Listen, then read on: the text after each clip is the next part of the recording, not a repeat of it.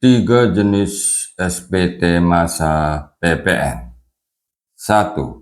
SPT masa PPN bagi pengusaha kena pajak. 2. SPT masa PPN bagi PKP pengusaha kena pajak yang menggunakan pedoman penghitungan pengkreditan pajak masukan. 3. SPT masa PPN bagi pemungut PPN dan pihak lain yang bukan merupakan pengusaha kena pajak. 1. SPT masa PPN bagi PKP. Nah, ini kop suratnya halaman induk 1 ya, kutipannya saja. Judulnya Surat Pemberitahuan Masa Pajak Pertambahan Nilai SPT masa PPN bagi pengusaha kena pajak. Ini adalah jenis SPT masa PPN yang pertama dengan ketentuan-ketentuan sebagai berikut. A. Setiap PKP selain PKP yang menggunakan pedoman penghitungan pengkreditan pajak masukan wajib mengisi dan menyampaikan SPT masa PPN bagi PKP dengan benar, lengkap, dan jelas serta menandatanganinya. B. SPT masa PPN bagi PKP ditandatangani oleh PKP atau orang yang diberi kuasa khusus menandatangani sesuai dengan ketentuan peraturan perundang-undangan di bidang perpajakan. C. SPT masa PPN bagi PKP atas suatu masa pajak tidak dapat disampaikan dalam hal SPT masa PPN masa pajak sebelumnya belum disampaikan. Fungsi SPT masa PPN dalam sistem self-assessment, SPT masa PPN bagi PKP berfungsi sebagai sarana bagi PKP untuk mempertanggungjawabkan penghitungan jumlah pajak pertambahan nilai atau PPN dan pajak penjualan atas barang mewah yang terutang dan melaporkan tentang A. Pengkreditan pajak masukan terhadap pajak keluaran, dan B. Pembayaran atau pelunasan pajak yang telah dilaksanakan sendiri dan atau melalui pihak lain dalam suatu masa pajak. Selain itu, SPT masa PPN bagi PKP berfungsi sebagai sarana untuk melaporkan pemungutan PPN atau PPN dan PPNBM. Dalam hal PKP juga merupakan pemungut PPN sebagaimana diatur dalam pasal 16 Undang-Undang PPN atau ketentuan peraturan perundang-undangan dan atau pihak lain sebagaimana diatur dalam pasal 32A Undang-Undang KUP. Penyerahan barang dan jasa yang terutang PPN dan PPNBM yang perlu dilaporkan dalam angka 1A SPT tersebut adalah 1. Ekspor PKP tidak berwujud atau jasa kena pajak. 2. Penyerahan yang PPN atau PPN dan PPNBM-nya harus dipungut sendiri dengan DPP nilai lain atau besaran tertentu, faktur pajak dengan kode 04 dan 05. 3. Penyerahan yang PPN atau PPN dan PPNBM-nya harus dipungut sendiri kepada turis sesuai dengan pasal 16E Undang-Undang PPN, yaitu faktur pajak kode 06. 4. Penyerahan yang PPN atau PPN dan PPNBM-nya harus dipungut sendiri lainnya, kode faktur pajak 01, 09, dan 10. 5. Penyerahan PPN atau PPN dan PPN-nya harus dipungut sendiri dengan faktur pajak dilaporkan secara digunggung. 6. Penyerahan yang PPN atau PPN dan PPNBM-nya harus dipungut oleh pemungut PPN. faktur pajak kode 02 dan 03. 7. Penyerahan yang mendapat fasilitas PPN atau PPNBM tidak dipungut, faktur pajak kode 07. Penyerahan yang mendapat fasilitas PPN atau PPNBM dibebaskan, faktur pajak kode 08. 9. Penyerahan yang mendapat fasilitas PPN atau PPNBM dengan faktur pajak yang dilaporkan secara digunggu. Jenis SPT yang kedua beserta contoh kutipannya adalah sebagaimana terlihat di sini, yaitu judulnya SPT masa PPN bagi pengusaha kena pajak yang menggunakan pedoman pengkreditan pajak masukan. A. PKP yang menggunakan pedoman penghitungan pengkreditan pajak masukan wajib mengisi dan menyampaikan SPT masa PPN bagi PKP yang menggunakan pedoman penghitungan pengkreditan pajak masukan dengan benar, lengkap, dan jelas serta menandatanganinya. B. SPT masa PPN bagi PKP yang menggunakan pedoman penghitungan pengkreditan pajak masukan ditandatangani oleh PKP yang menggunakan pedoman penghitungan pengkreditan pajak masukan atau orang yang diberi kuasa menandatangani sesuai dengan ketentuan peraturan perundang-undangan di bidang perpajakan. C. Bagi PKP sebagaimana diatur dalam Peraturan Menteri Keuangan mengenai pedoman penghitungan pengkreditan pajak masukan bagi PKP yang mempunyai peredaran usaha tidak melebihi jumlah tertentu.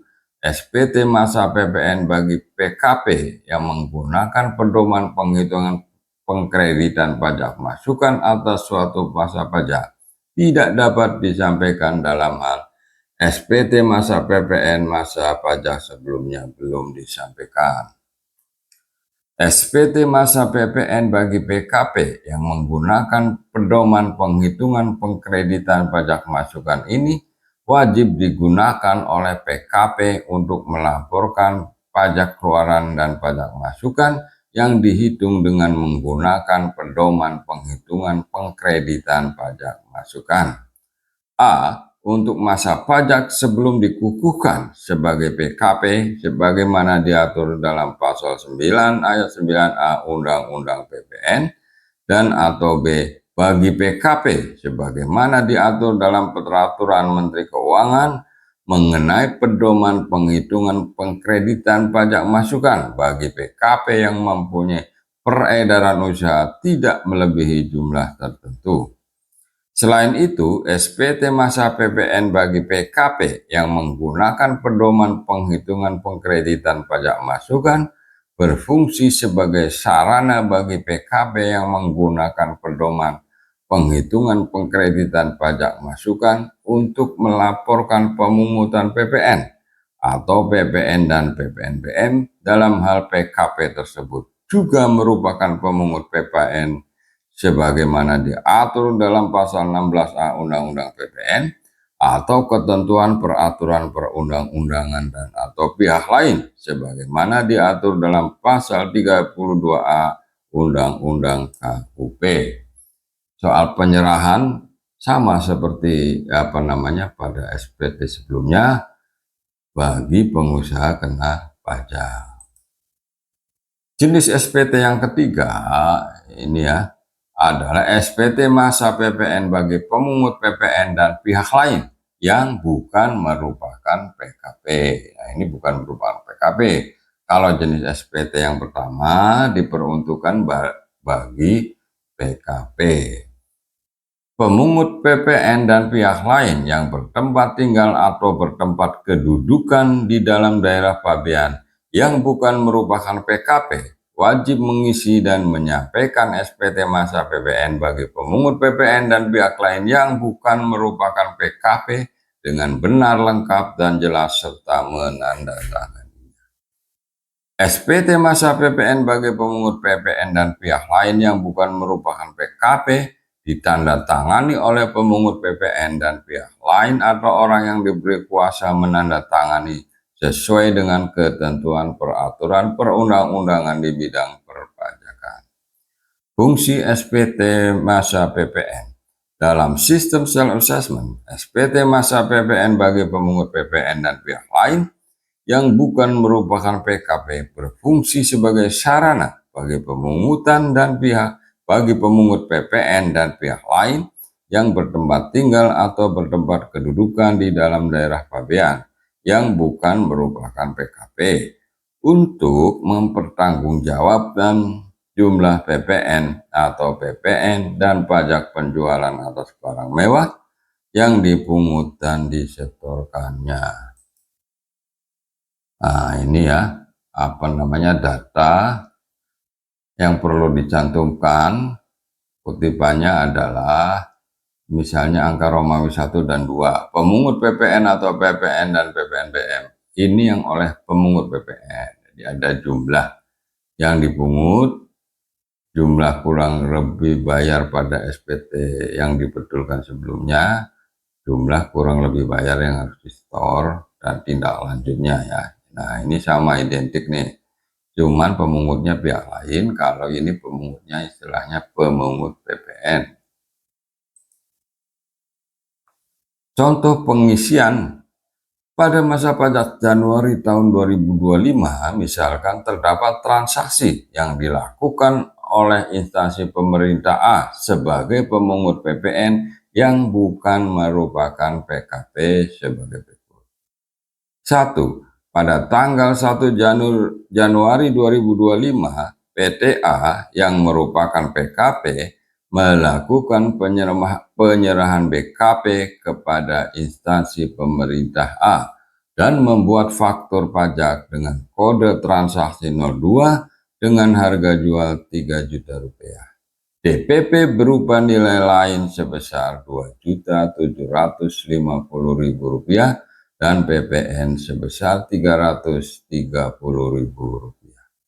Pada tanggal 15 Januari 2025, PTB yang merupakan PKP melakukan penyerahan BKP kepada instansi pemerintah A dan membuat faktur pajak dengan kode transaksi 02 dengan harga jual Rp6 juta, DPP berupa nilai lain sebesar Rp5.500.000 dan PPN sebesar Rp660.000.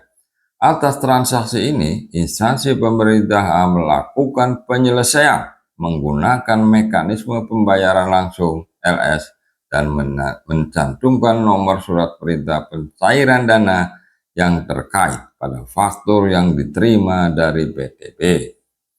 Instansi pemerintah A melaporkan faktur pajak yang diterima dari PTA dan PTB pada SPT masa PPN bagi pemungut PPN dan pihak lain yang bukan merupakan PKP pada formulir L1. Faktur pajak yang diterima oleh instansi pemerintah A dari PTA akan dipindahkan ke induk SPT masa PPN butir 1A dengan harga jual sebesar Rp3 juta, DPP berupa nilai sebesar Rp2.750.000 dan PPN sebesar Rp330.000. Faktur pajak yang diterima oleh instansi pemerintah A dari PTB tidak dipindahkan ke induk SPT masa PPN induk 1A. Contoh pengisian SPT masa PPN pajak Januari 2025 dengan status kurang bayar PPN sebesar Rp330.000 telah dilaporkan tepat waktu oleh instansi pemerintah A sebagai pemungut PPN yang bukan merupakan PKP.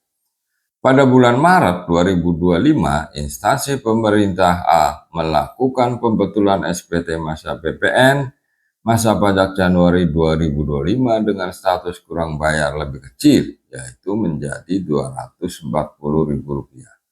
Atas pembetulan SPT masa PPN tersebut, SPT masa PPN masa pajak Januari 2025 dengan status pembetulan terdapat lebih bayar sebesar Rp90.000. Pengisian data tersebut di atas pada butir 1 induk SPT masa PPN masa pajak Januari 2025 dengan status pembetulan yaitu jumlah PPN dan PPNBM yang dipungut 240 ya. Ini dari data SPT masa pembetulan.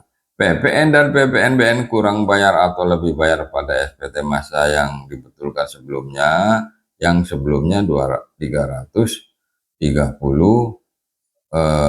kurang bayar. Jadi kurang bayar di sini lebih besar, padahal harusnya kurang bayar setelah dibetulkan harusnya 240, maka selisihnya adalah PPN dan PPNBM kurang atau lebih bayar karena pembetulan ya. Ini kurang ini karena ini jadinya minus, berarti ini lebih bayar. Instansi pemerintah A dapat meminta pengembalian pajak yang seharusnya tidak terutang atas lebih bayar PPN pada butir 2C sebesar Rp90.000. Atas lebih bayar ini, instansi pemerintah dapat meminta pengembalian pajak. D. Huruf D. Tindak lanjut atas PPN dan PPNBM kurang atau lebih bayar oleh pemungut PPN. Dalam hal butir 1 SPT masa PPN status normal atau butir 1 CSPT masa PPN status pembetulan menunjukkan kurang bayar, maka pemungut PPN yang bukan merupakan PKP wajib melakukan penyetoran PPN dan PPNBM kurang bayar tersebut dengan menggunakan deposit pajak atau melalui pembuatan kode billing, atau jika perhitungannya atau penghitungannya menjadi lebih bayar, pemungut PPN yang bukan merupakan PKP meminta pengembalian pajak yang seharusnya tidak terutang atas kelebihan pembayaran PPN dan atau PPNBM tersebut dengan mengisi tanda X pada butir 1D. Dalam hal jumlah PPN dan atau PPN lebih bayar diminta untuk dikembalikan, maka SPT masa PPN ini dapat berfungsi sebagai surat permohonan pengembalian pembayaran pajak. Demikian, terima kasih atas perhatiannya.